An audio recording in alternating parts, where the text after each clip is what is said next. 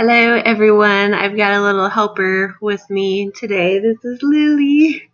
Um, so for my family collaborative care plan, I had done the same family that I had assessed for our family assessment assignment, but I focused on a different family member.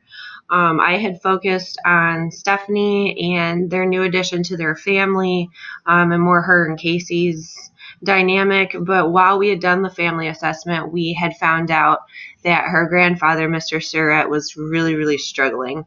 And the advantage that I had when I had assessed him is I've known the entire family for years. So I've known Mr. Surratt for a really long time. And I had noticed that he was very withdrawn and aloof and just not as happy-go-lucky as he normally is. He didn't look as put together as he normally does. The house kind of looked messy, which is not normal for him. So his wife had died last September. As I said, he's still struggling. He denied any suicidal thoughts or plan. He said because of his religious beliefs, he is a devout Catholic, and he said that he doesn't want to go to hell. But the family had noticed, and he had admitted that he doesn't enjoy some of his usual activities. Normally, he likes to fish. He was working on a 57 Chevy, and he likes to garden and do some work around the house in terms of the landscaping and everything. But everything's really overgrown in the yard, and he recently sold the 57 Chevy. Which was concerning to the family. In addition to this, he said that his wife used to do pretty much all the cleaning, shopping for groceries, all of the cooking. She's Italian, so she loved to cook, and she handled a lot of most of the financial stuff as well.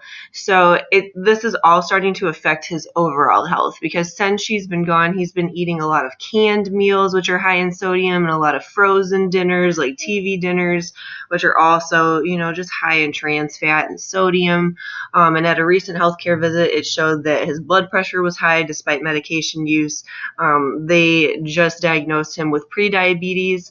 And he's like, I've just been having trouble sleeping probably since, a little bit before September, before his wife's passing last year. But he pointed to his under eyes, and he said, do you see the black underneath my eyes? That's from me not sleeping.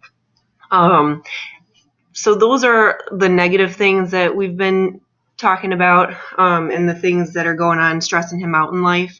On the positive side, he does have great family and friend support. They're all within the same town or within a 15-minute drive. He gets together with immediate family twice a week, and they all do dinner together. And he goes for nightly walks with his daughter, Angela. So with him, I focused primarily on him. He is of Mexican American descent, and he had said that mental health is a very taboo subject in their culture. It's just not talked about. You deal with your problems. And I noticed that when I use the term psychiatric or mental health, he would get really, really offended, really angry, and be like, I don't have mental health problems. So I had to find another way to kind of word some of the questions that I was asking, because he was offended and thinking that I was calling him crazy, which was definitely not what we thought. So we were kind of taking some baby steps to be able to create some mutual beneficial goals for him, because there were some that he did not agree to that I wanted to sneak in there, but I can't do that because he has to agree to these goals and the interventions. So some of the things that I wanted to put in there that I didn't include intervention was, actually, I'll get to that in just a second. Let me pull up my goals that I had for him.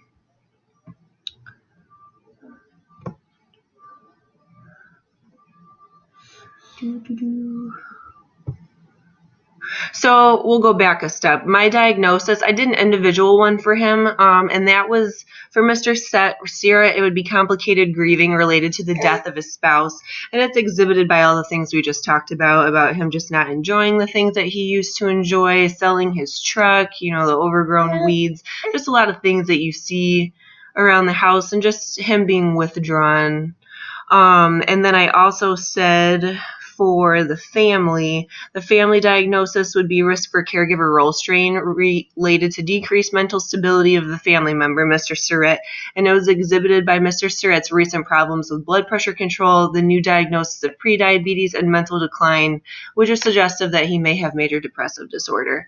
So my goal for the entire family was that Mr. Surratt and his family will verbalize feelings and will establish and maintain functional support systems by August 30th of this year.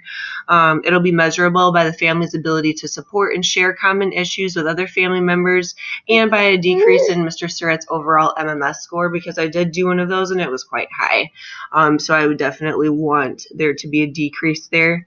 So in terms of implementation, most of the interventions that I had made were going to be a collaborative thing. There were only a couple that he would be doing by himself, but I won't go through all of them because I did list a whole bunch. But I said collaboratively, they need to communicate therapeutically with Mr. Surratt and the family to allow him to verbalize feelings, because establishing a trusting relationship where the patient and family can communicate therapeutically will allow the patient to help move through the grieving process and will make him feel like he has more support. You got to discover the family strengths, which is actually something that we already started working on through this, and utilize them to support Mr. Surratt, because he may not have even realized how great his support system actually is and how willing they are to support him through all of this, and that he doesn't have to do this alone.